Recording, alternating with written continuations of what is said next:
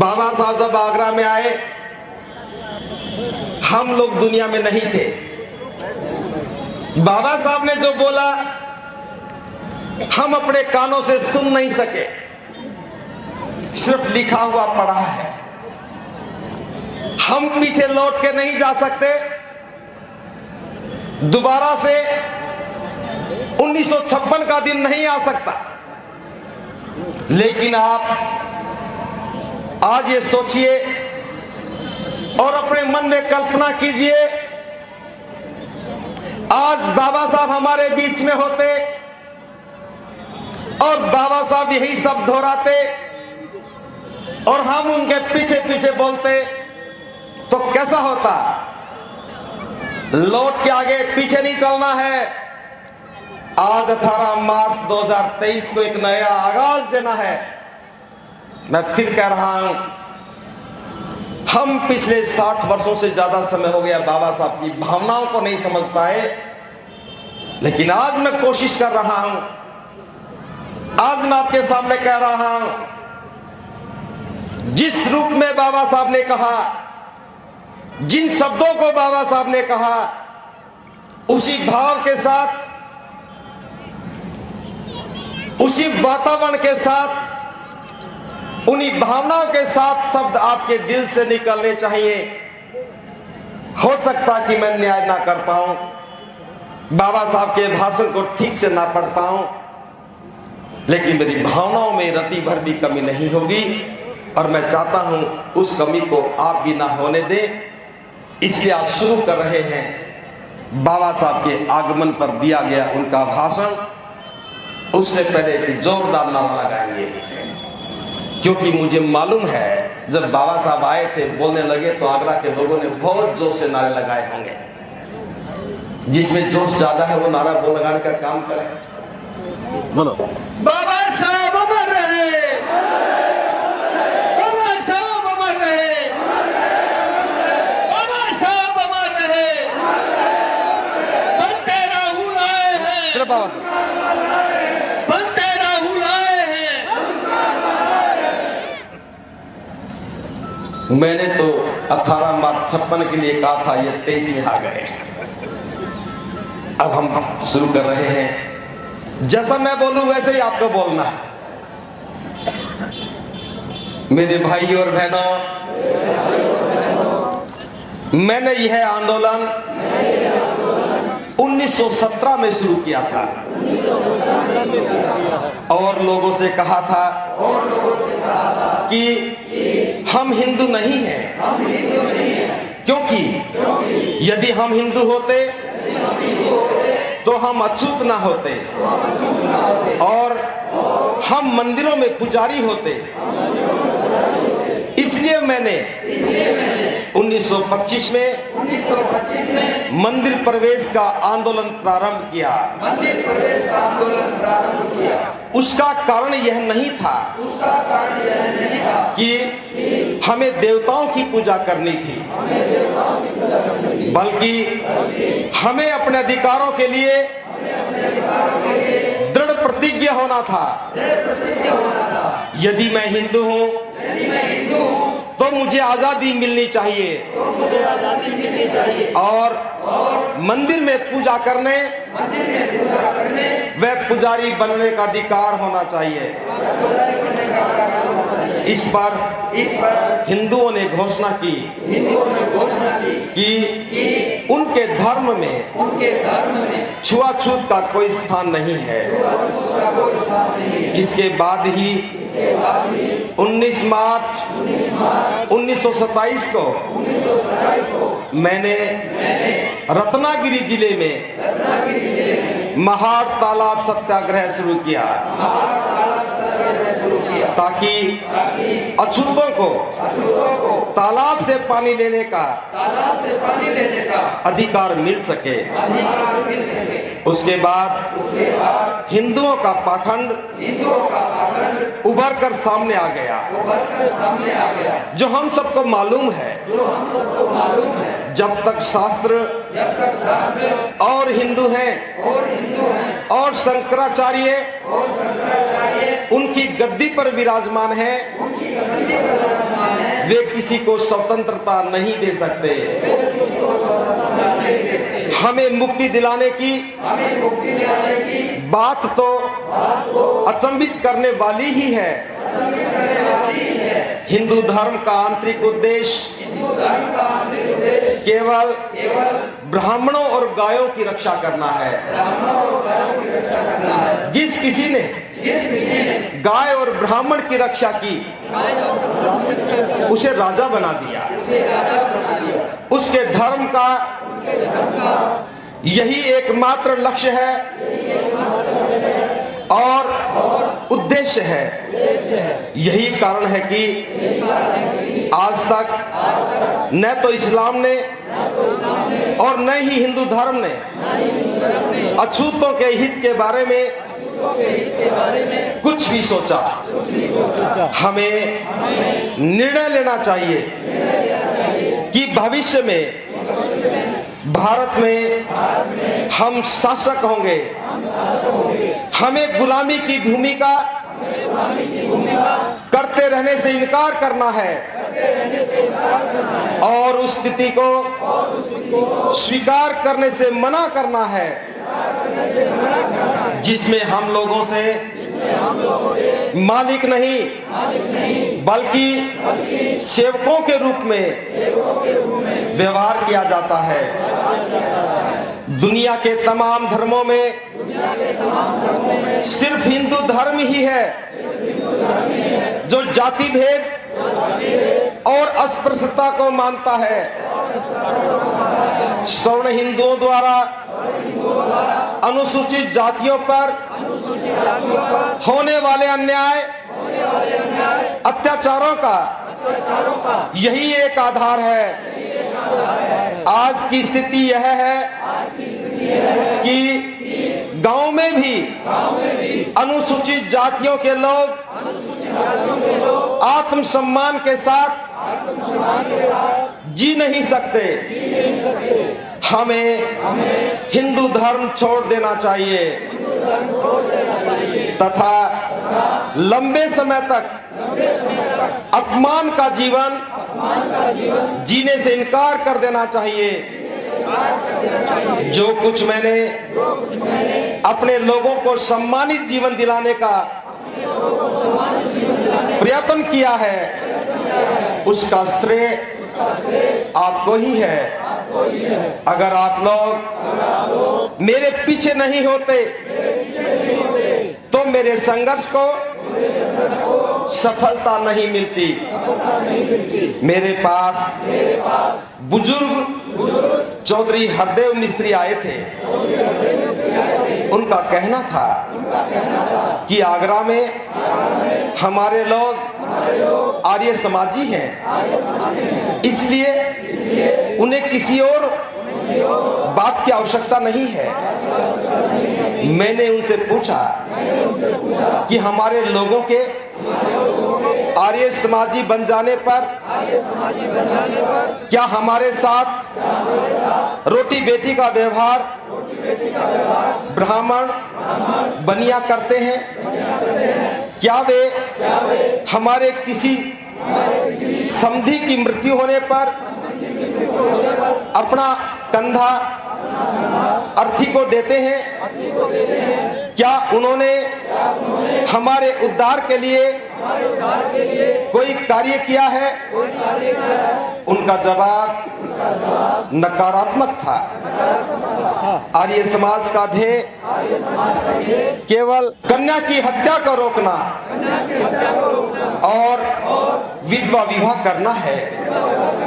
यह पुरानी शराब को नई बोतल में डालकर और नया लेबल लगाकर बेचने का प्रयास है। आर्य समाज हो, ब्रह्मा समाज हो या हो राधा स्वामी का मत, कोई भी हमारा उद्धार नहीं कर सकता। हमारा उद्धार हमें अपने आप ही करना होगा। पंडित रतन कुमार पीपल ने मुझसे कहा कि आगरा के एक वरिष्ठ एवं अनुभवी कार्यकर्ता हमारी शेड्यूल कास्ट फेडरेशन से इस्तीफा देकर कांग्रेस में शामिल हो गए हैं। उन्होंने अखबार की कतरन दिखाई जिसमें मेरे विरुद्ध वक्तव्य दिया गया था।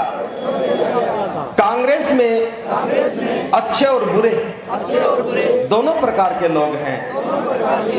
उसमें लुटेरे भी बहुत हैं और शोषकों अत्याचारियों की संख्या भी अधिक है।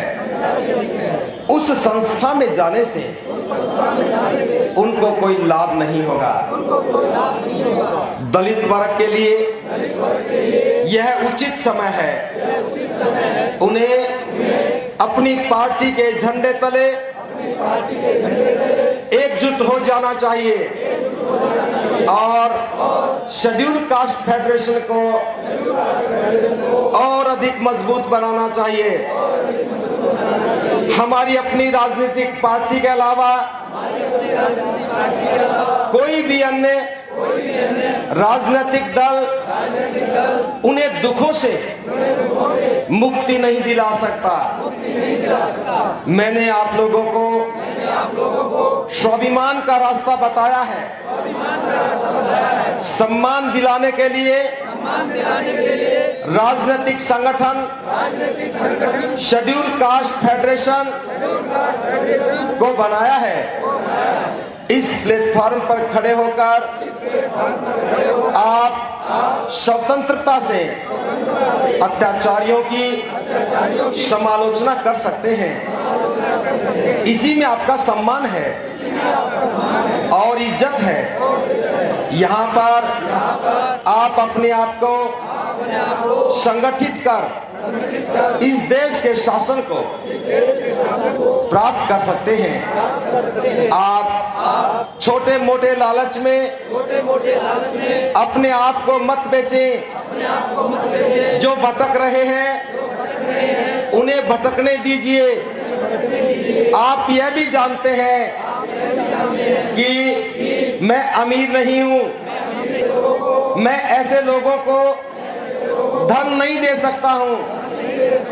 कांग्रेस राजा है, उसके पास धन की कोई कमी नहीं है। वे धन का प्रलोभन देकर हमारे लोगों को खरीद लेते हैं। जब भी इन जाति द्रोही और इधर उधर अपने ईमान को बेचने वालों को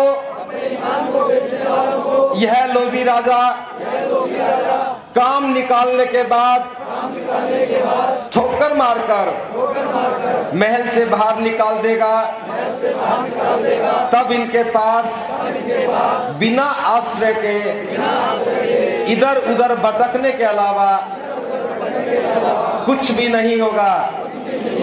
उस समय यही शेड्यूल कास्ट फेडरेशन की टूटी फूटी झोपड़ी ऐसे लोगों की रक्षा करेगी और उन्हें धूप और बरसात से बचाएगी।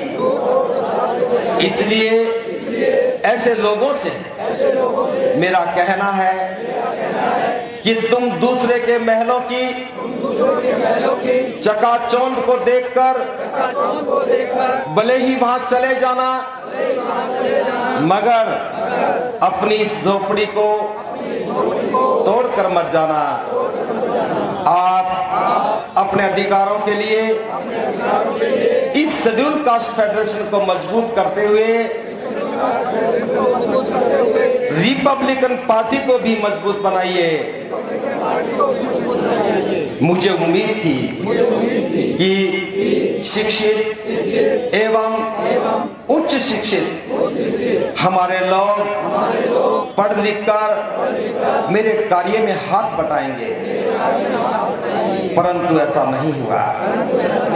मैं देख रहा हूं मेरे चारों ओर पढ़े लिखे क्लर्कों की भीड़ इकट्ठी हो गई है, जो सिर्फ अपना पेट पालने में लगे हुए हैं। मैंने आशा की थी कि मेरे शिक्षित दलित अपने दबे कुचले भाइयों की सेवा करेंगे, पर मुझे यहाँ बाबुओं की भीड़ देखकर निराशा हुई है। मुझे कहते हुए बेहद दुख हो रहा है कि पढ़े लिखे लोग मेरी अपेक्षा पर खरे नहीं उतर पा रहे हैं। वे अपना ही पेट पाल रहे हैं और समाज को भूल गए हैं। मुझे मेरे समाज के पढ़े लिखे लोगों ने धोखा दिया है। जब आप ऊंची नौकरी पा जाएं, तो अपने भाइयों को न भूलें। आप लोगों को जन आंदोलन का लाभ मिला है, इसलिए आप अपने भाइयों की सेवा करते रहें। मैं 1919 में राजनीति में आया, तब से अब तक 30-32 वर्षों में हमने क्या पाया है और क्या पाना शेष है, यह विचार करना है। मैंने 3 बातों को लेकर राजनीति में प्रवेश किया था। पहली बात है, लड़के लड़कियों को बिना किसी भेदभाव के शिक्षा प्राप्त हो। दूसरा, सरकारी नौकरियों में अछूतों को स्थान दिया जाए। और तीसरी बात थी, ग्रामीण क्षेत्रों में अछूतों की सामाजिक हालत सुधारी जाए। इन 3 बातों में से 2 पूरी हो गई हैं। अब बिना किसी भेदभाव के हमारे लड़के लड़कियां विद्यालय व महाविद्यालयों में पढ़ सकते हैं।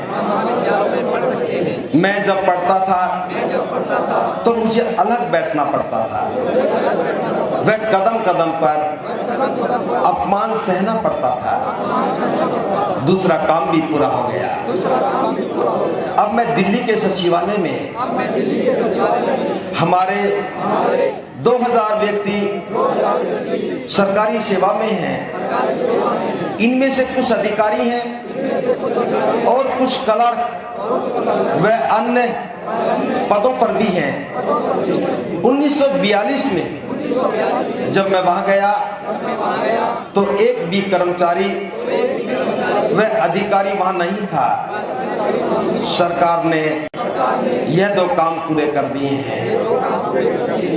मैंने तुम्हारे लिए जो कुछ भी किया है वह बेहद मुसीबतों, अत्यंत दुखों और बेशुमार विरोधों का मुकाबला करके किया है। यह कारवां आज जिस जगह पर है, उस जगह पर मैं इसे बड़ी मुसीबतों के साथ लाया हूं।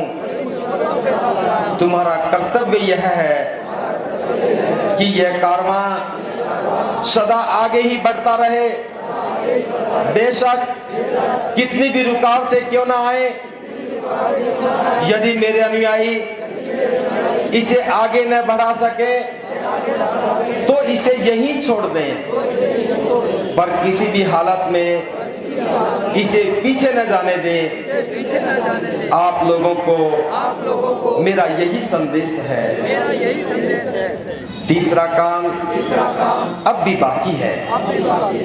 गांव में रहने वाले हमारे अछूत भाइयों की हालत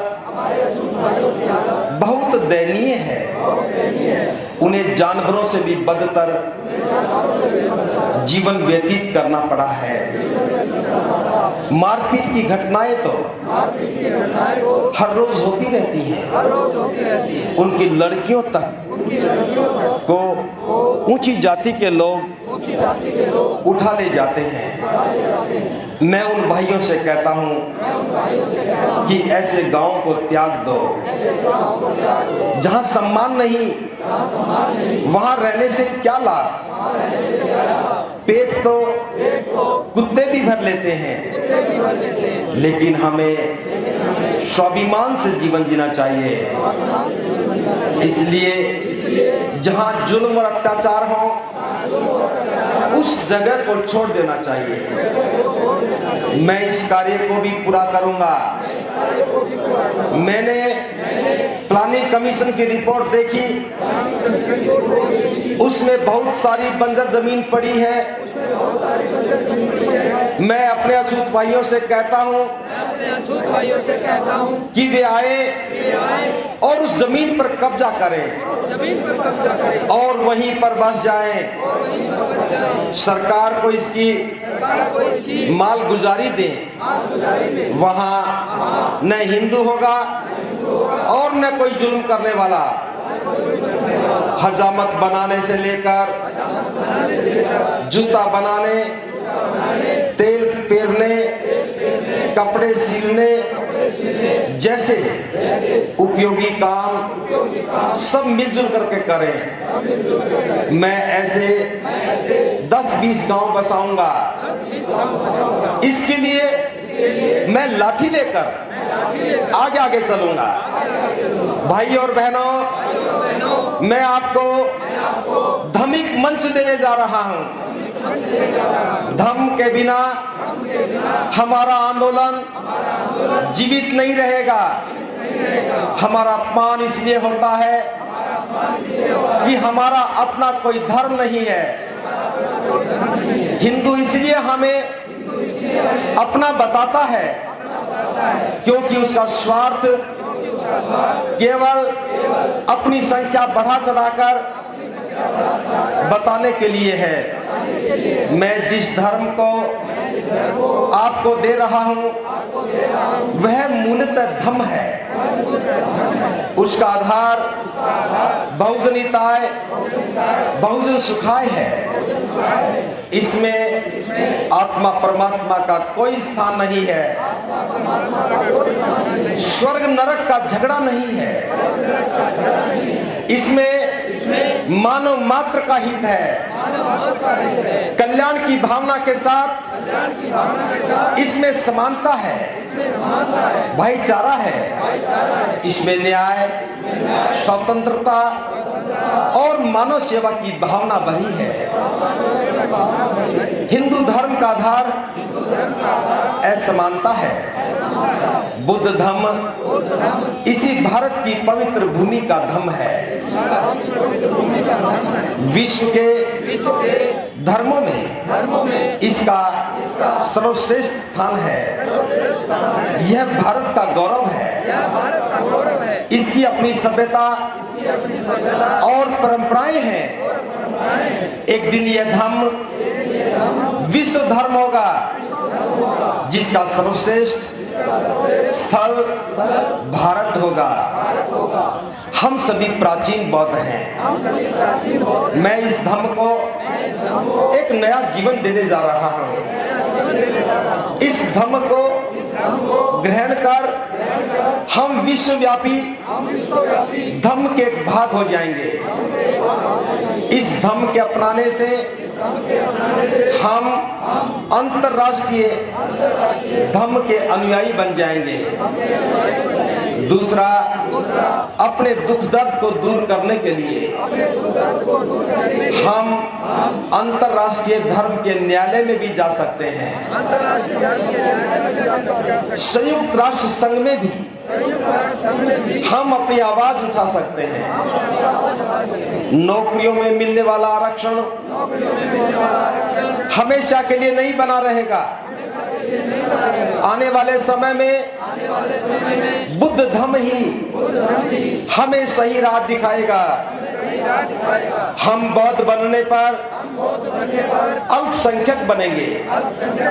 अल्पसंख्यकों की रक्षा के लिए अंतर्राष्ट्रीय कानून है। आज के बौद्ध देश हमारे दुख दर्द में हमारी और संसार के न्यायालयों में आवाज उठा सकते हैं। हिंदू बने रहने से हम पर अत्याचार ही होते रहेंगे। इनका अंत बौद्ध धर्म को स्वीकार करने से ही होगा।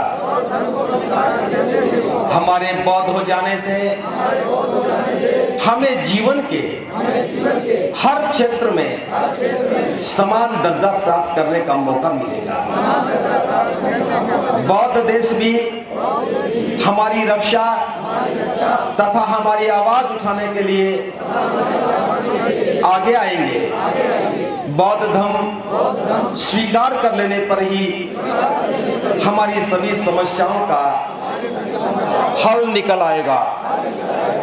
पुनः समझौते के अंतर्गत हमारे लोगों को जो राजनीतिक सुविधाएं प्राप्त हुई हैं, वे उनके द्वारा हिंदू धर्म छोड़ने की स्थिति में समाप्त नहीं होंगी। मैंने इस्लाम, हिंदू, ईसाई व बौद्ध आदि धर्मों का तुलनात्मक अध्ययन किया है और मैं इस नतीजे पर पहुंचा हूं कि बौद्ध धर्म से महान कोई और धर्म नहीं है, बल्कि बौद्ध धर्म ही ऐसा धर्म है जिसमें मनुष्यों के बीच सच्ची समानता है। आज तो आपके लिए आरक्षण है, परंतु जब ये आरक्षण खत्म हो जाएगा तब आप क्या करोगे? इसलिए मैं कहता हूं कि अपने पैरों पर खड़े हो जाओ। एक तरफ आप नारा लगाते हैं कि छुआछूत दूर हो और दूसरी तरफ कहते हो कि हमें आरक्षण दो क्योंकि हम अछूत हैं। यानी छुआछूत जारी रखो। यह गड़बड़ घोटाला कब तक चलेगा? हमारे लोग कहते हैं कि हमारे खुद के मध्य भी जातिगत संघर्ष है और हम आपस में विवाह संबंध कायम नहीं करते। यह सत्य है। इन सभी बुराइयों के लिए हिंदू धर्म उत्तरदायी है। इनका गंदा नाला हमारी गलियों में भी बहता है और उसकी दुर्गंध वहां भी फैली हुई है। मैंने इसे किसी तरह साफ करने की चेष्टा की, पर हमारे ही कुछ लोग ने मुझे ऐसा नहीं करने दिया। जब मैं ऐसा मार्ग चुनूंगा जो इस गंदे पानी को हमारी गलियों में बहने से तुरंत रोक देगा, मैं बुद्ध धर्म स्वीकार कर लूंगा।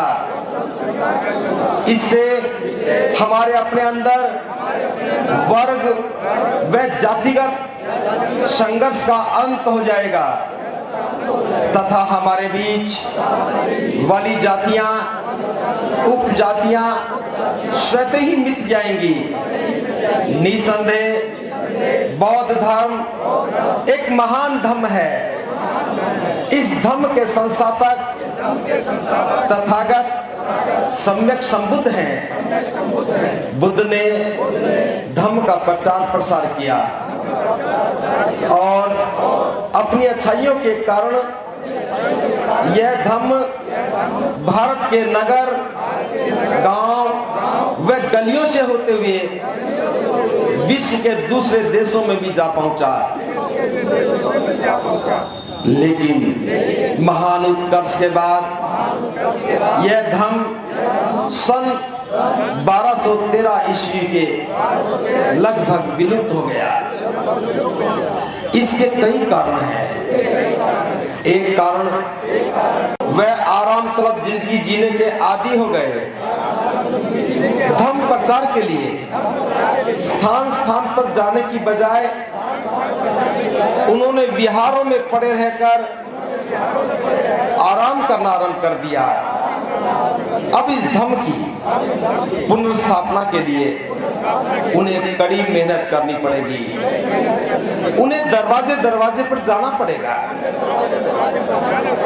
मुझे समाज में बहुत कम भिक्षु दिखाई देते हैं जो धम्म के प्रचार और प्रसार के लिए काम करते हैं। इसलिए जनसाधारण में से अच्छे और जागरूक लोगों को भी इस धम्म के प्रचार प्रसार के लिए काम करने के लिए आगे आना चाहिए और उन्हें बौद्ध धम्म अंगीकार करके धम्म की परंपरा पार और प्रतीकों के साथ बौद्ध संस्कारों का भी ग्रहण करना चाहिए। वे लोग जो शासकीय सेवा में नियोजित हैं,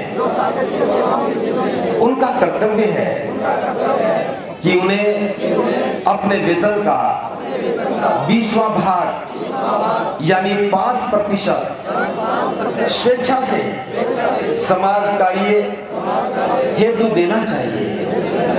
तब ही समाज प्रगति करेगा, अन्यथा एक ही परिवार का सुधार होगा।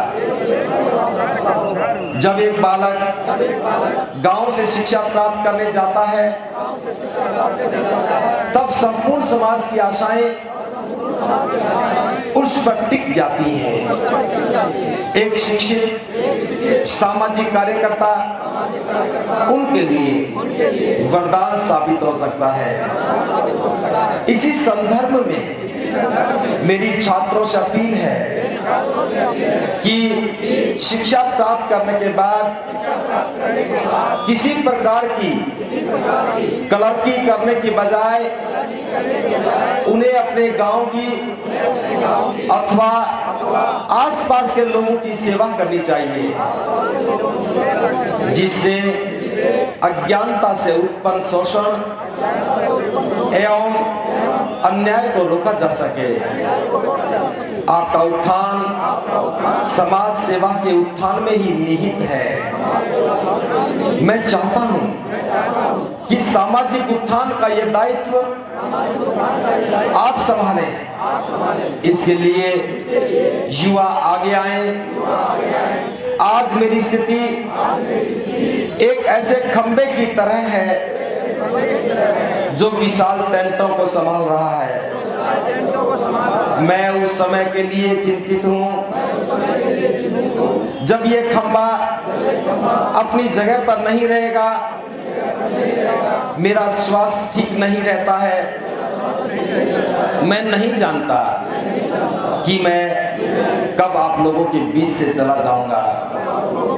मैं किसी एक ऐसे नवयुवक को नहीं ढूंढ पा रहा हूं जो इन करोड़ों असहाय और निराश लोगों के हितों की रक्षा कर सके। यदि कोई नौजवान इस जिम्मेदारी को लेने के लिए आगे आता है तो मैं चैन से मर सकूंगा। आपने काफी देर तक बैठे रहकर मुझे शांतिपूर्वक सुना। आप सभी का आभार। बाबा साहब अमर रहे, बाबा साहब अमर रहे। प्रबुद्ध उपासक उपासिका, बाबा साहब के द्वारा कहा हुआ एक एक शब्द हमारे लिए दिशा निर्देशन है। बस इस भाषण को 100 बार पढ़ना है। कितने बार? जब तक 99 बार भी पढ़ो तो मुझे संतुष्टि नहीं होगी। और करके सिंबल की वेट बढ़ा करके दीवार में फिरकी लगा रखी थी और रस्सी दूसरी डाल रखी थी। बैठ करके एक्सरसाइज कर रहे थे। मन में क्या था क्या है ये तो मैं नहीं कर रहा हूं, क्योंकि वक्त के साथ ही सारी बातें कही जानी चाहिए। लेकिन ये बात मैं इसलिए बता रहा हूं, एक दिन भी स्कूल नहीं गए। 7 वर्ष की उम्र से लेकर के 17 वर्ष की उम्र तक दूसरों के वहां काम किया। स्कूल का मुंह नहीं देखा, लेकिन शरीर अपना था, जज्बा अपना था, हौसला अपना था, निर्णय अपना था। और शरीर बनाने के लिए कोई बाधा नहीं बन सकी। आज विश्व चैंपियन बनकर के हमारे बीच में खड़े हैं। इसलिए मैं कहना चाहता हूँ तो युवा जो बहाना खोलते हैं वो एक बार तुकाराम वाल्मीकि को भी देख ले, प्रिया मेघवाल जी को भी देख ले। कौन? प्रिया मेघवाल जी भी केवल 5 क्लास पढ़ी है, 8 साल की उम्र में शादी हो गई, वो भी राजस्थान में। 2-2 फीट लंबा घूंघट भी होगा, पैरों की बेड़ियां भी होंगी, और उस परिस्थिति में गांव छोड़ना पड़े, शहर में आकर के आजीविका के लिए नौकरी करनी पड़े, जिम में नौकरी करनी पड़ी। लोगों को बॉडी बिल्डिंग करते देख करके मन में आने लगा कि मैं भी तो बॉडी बिल्डर बन सकती हूँ। न जाने कहां से क्या प्रेरणा मिली और आज हमारा सबका सम्मान और गौरव बनकर के हमारे बीच में खड़ी हैं। प्रिया मेघवाल जी साधनों की मोहताज नहीं हो, लेकिन इरादे इनके मोहताज हो गए, इरादे इनके पीछे रह गए और ये आगे बढ़ गए। निश्चित रूप से ये प्रेरणा है। और हमारे बीच में प्रिया अम्बेडकर भी है। मुझे नहीं मालूम कि ऐसी परिस्थितियां इनके साथ रही होंगी।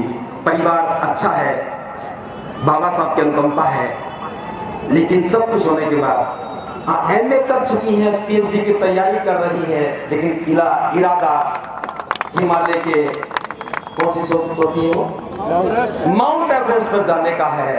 लोग डिग्रियां करने के बाद नौकरियां ढूंढते हैं और प्रिया अम्बेडकर हिमालय के शिखर को ढूंढ रही है। इस बुलंद इरादे को एक बार तालियां बजा करके उनका साथ करें और कामना करें कि ये कामयाब हो जाए। आज के कारवां में बस मैं इन्हीं बातों के साथ विराम दे रहा हूँ। ये कारवां एक नए आगाज के साथ 3 बातें और करना चाहता है। आज सबको लग रहा होगा बस कारवां अंतिम दौर में है, लेकिन मैं बता देता हूँ ये कारवां अंतिम दौर में नहीं, इस कारवां की आज एक नई शुरुआत है। हम इस कारवां को पूरे देश में लेकर के जाएंगे और यहां से जाने के बाद हमने योजना बनाई कि हम पूरे देश में इसी धम्म दिवस को लेकर के धम्मचारिका करना शुरू करेंगे। जो भी धम्म बंधु अपने नगर में धम्मचारिका के लिए आमंत्रण देना चाहे वो फोन पर हमें आमंत्रण दे देना। हम विशाल भिक्षु संघ के साथ एक नगर से दूसरे नगर से तीसरे नगर जाएंगे और धम्मचारिका नगरचारिका के साथ बाबा साहब के इस धम्म कारवां के आगाज को घर घर पहुंचाने का काम करेंगे। ये भाषण की कुछ प्रतियां आपको मिली होंगी। पूरे वर्ष भर हम इसी भाषण को पढ़ेंगे। आप भी पढ़ना, हम भी पढ़ेंगे, हम भी पढ़ाएंगे और आपको भी पढ़ानी है, क्योंकि बाबा साहब का यह भाषण उनके जीवन का निष्कर्ष है। आप समझ सकते हैं, एक विरासत है हमारे लिए मार्गदर्शन की।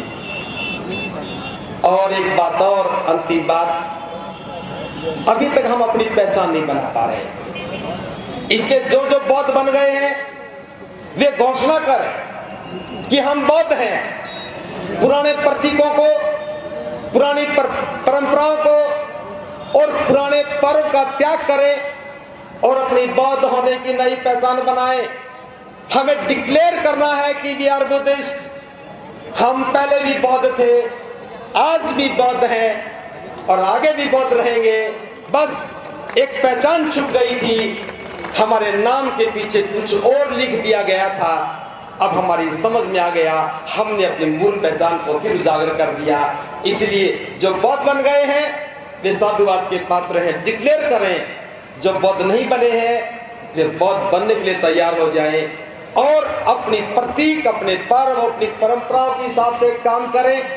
बस इसके लिए इतना कहना चाहूंगा, अगर समाज को आगे बढ़ाना है तो बारात में जाना और दावत खाना 2 चीज बंद कर दो। बारात में जाना और दावत खाना बंद कर दो, बौद्ध होने की सच्ची पहचान हो जाएगी। और इस मंच के माध्यम से मैं बता रहा हूं, मेहरबानी करके कोई भी हमें शादी के लिए दावत का, खाने का, आने का, जाने का, आशीर्वाद का निमंत्रण ना दे। जब आप हमें बुलाना चाहते तो केवल धम्म देशना के लिए बुलाइए, लेकिन छल कपट नहीं करना। शादी के नाम लेकर के धम्म देशना का कार्ड मत छपवाना। शादी से पहले, शादी के बाद का कोई मामला नहीं। हम भिक्षु हैं, केवल धर्म का काम करते हैं। हम भिक्षु हैं, धर्म के लिए काम करेंगे। पुरोहित बनने का काम तो कोई और करता है, उनको करने दीजिए। लेकिन धर्मभूमि आह्वान करती है कि बारात में जाना और दावत खाना बंद कर दीजिए। समाज कर्जदार नहीं बनेगा। बाबा साहब का स्वाभिमान का आंदोलन आगे बढ़ेगा। और कर्ज नहीं लेंगे तो बाबा साहब ने कहा था कि तुम्हारी बहन बेटियों को लोग उठा ले जाते हैं। गरीबों के साथ, गुलामों के साथ जुल्म होता है और गुलामी से बाहर निकलने के लिए हमें कर्ज मुक्त होना चाहिए। धम्मभूमि ने जब बाबा साहब को समझा, बस मैंने उसका एक अंश मात्रा को कहा है। इन्हीं शब्दों के साथ मैं अपनी वाणी को विराम देता हूँ। आप सबका बहुत बहुत साधुवाद। बाबा साहब